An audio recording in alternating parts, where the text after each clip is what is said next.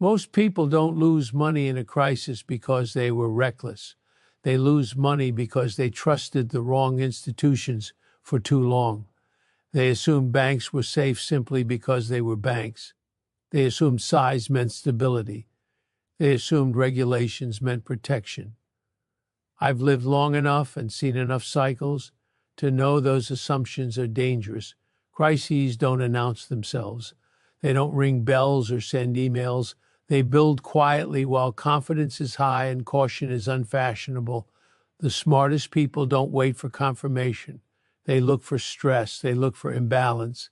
They look for behavior that only works when nothing goes wrong. If I were sitting across the table from my own family today, I wouldn't be telling them which bank to chase.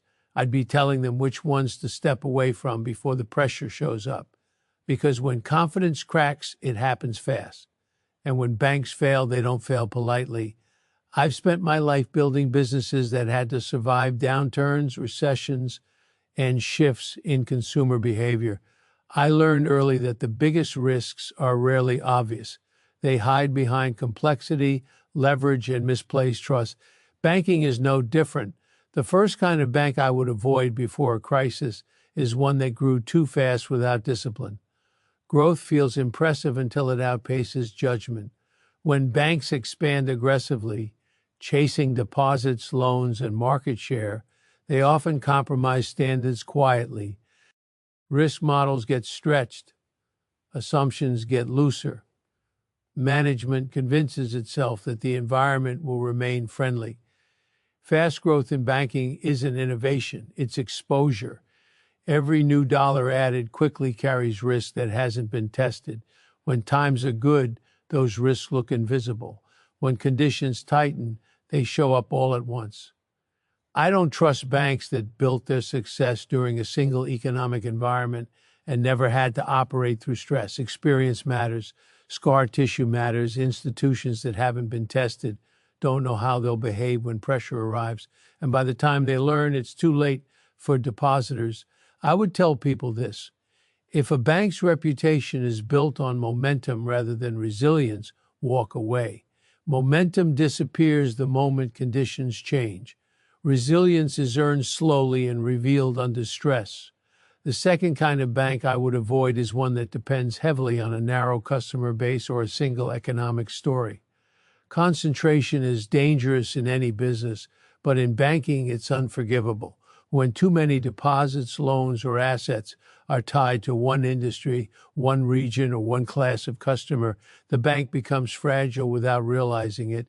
Everything works until it doesn't. When a single sector slows down, confidence drains quickly. Withdrawals accelerate. Asset values fall at the same time liabilities become impatient. That's how bank failures happen. Not because of one bad decision, but because everything moved in the same direction at once. Diversification isn't a slogan. It's survival.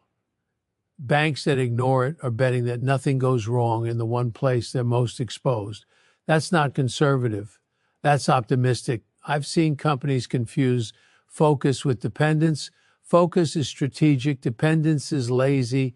When banks rely too heavily on one source of growth, they become blind to alternatives.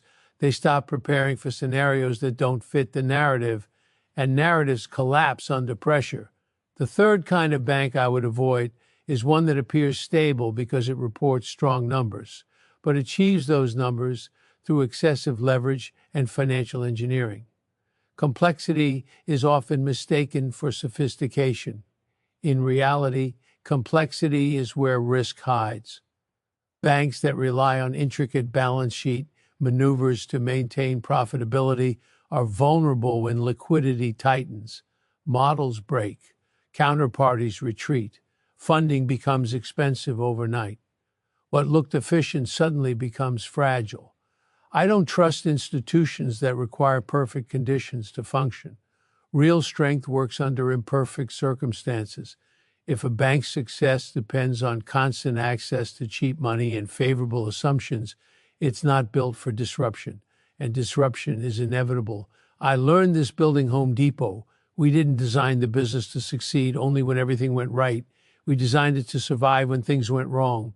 That mindset separates durable institutions from temporary ones. Banking should be boring, predictable, conservative. When it becomes exciting, innovative, or aggressive, something is usually off. The goal of a bank is not to impress investors. It's to protect capital and maintain trust. Trust is the currency of banking. Once it's questioned, it evaporates faster than any spreadsheet can account for. Depositors don't analyze footnotes during a crisis. They react, and reaction is unforgiving. I would tell anyone listening that safety is not about logos, history, or brand recognition. It's about structure. It's about incentives. It's about how an institution behaves when pressure rises and options shrink. The mistake people make before every crisis is assuming that warnings must be loud. They aren't. They're subtle. They show up in tone, strategy, and behavior. Banks start explaining too much. They start reassuring instead of demonstrating. They start emphasizing what can't happen instead of preparing for what can. I don't like absolutes in business. The moment someone says something is impossible, I pay closer attention. Markets specialize in making the impossible look obvious in hindsight. Another thing I would tell people is this: government protection does not replace personal judgment. Regulations lag reality. Interventions come after damage is done. By the time authorities step in, confidence has already been lost. The smartest move is not predicting a crisis. It's positioning yourself so you don't depend on optimism. You don't wait for confirmation. You reduce exposure where fragility exists. People often ask why seasoned business builders are cautious even when everything looks fine. The answer is simple. We've seen how quickly fine becomes fragile. We've watched confidence turn into confusion in a matter of days. Banks fail when people stop believing, not when numbers turn red. Belief is psychological. Once it cracks, logic follows fear. That's why choosing where you keep your money deserves the same seriousness as choosing how you invest it. Liquidity matters. Access matters.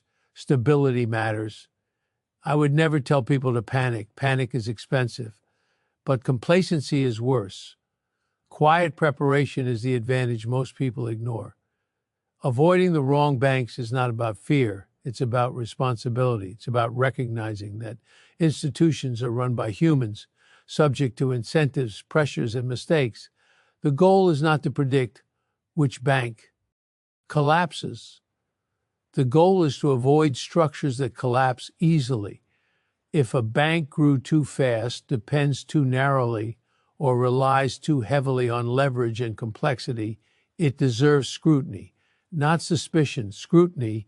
The difference matters. Smart people don't assume disaster, they assume uncertainty. That mindset built my career. It protected my businesses, and it applies just as strongly here. When the next crisis arrives, and it always does, people will ask how it happened. The better question is who prepared quietly while others assumed stability. Avoiding the wrong banks before the crisis is not dramatic. It's disciplined. And discipline is what survives when optimism runs out. Because the real cost of a crisis isn't just financial. It's the realization that trust was misplaced. And that lesson is far more expensive than moving early and sleeping better. That's the kind of thinking I would pass on to anyone who values durability over drama, preparation over prediction, and responsibility over reassurance.